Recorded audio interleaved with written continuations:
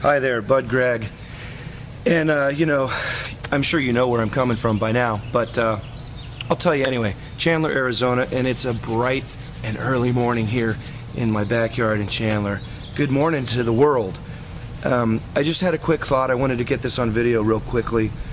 I grew up in San Diego. Well, not that I've actually grown up yet, but I spent my earlier years and most of my life around the beaches of San Diego, California.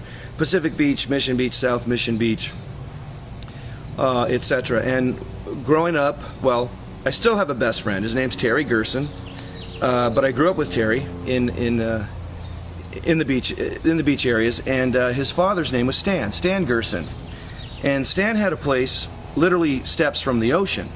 So, Terry and I, whenever Stan was out of town, we'd go hang out at the beach place and just love every minute of it, hanging out down there right on the ocean. And Stan is a traveling magician, sleight of hand magician, and he's amazing to watch. If you ever get a chance, you might Google Stan Gerson magician, and I'm sure he'll come up, and catch a show if you can. He's amazing, and it was certainly a treat to see him perform for us, one-on-one, basically, growing up. Anyway, Stan would go out of town, and Terry and I would hang out and party at his house, which was always a blast. But I just have a quintessential moment that stuck with me for the rest of my life. One time when Stan came home, and this is it. Stan came home one time, and I offered him $10. And Stan said, "What is this for?" And I said, "Well, I made some long-distance phone calls, here at your place." And Stan kind of chuckled and said, he just kind of laughed and said, just the fact that you offered me the money is enough for me. Keep your money, and I appreciate it.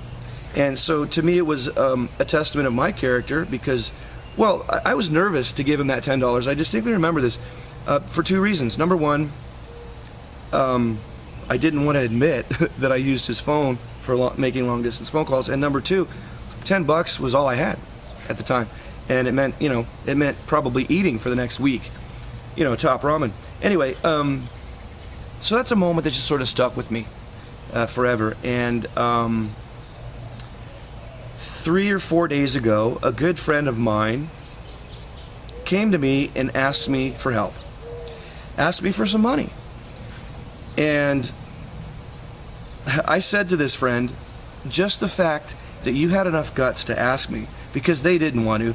They were fighting themselves tooth and nail to avoid having to ask me for a handout, and that's their character, that's their personal pride. And I, unequivocally said, "Here you go."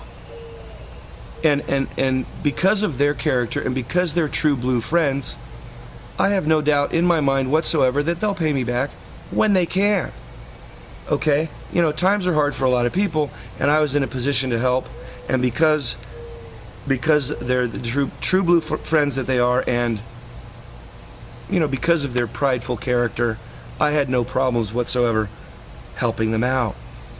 And it's kind of a full circle, but and call it pay it forward, call it good karma, call it what you want, but the real point of this video is that relationships are bigger than money.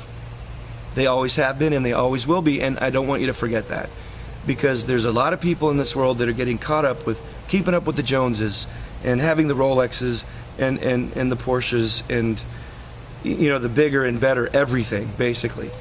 Forget about it. Relationships, friends, always have been and always will be bigger than money. Okay? That's just a quick message for you today. I wanted to get that on video. This is Bud Gragg signing out. Make it a beautiful day. See ya.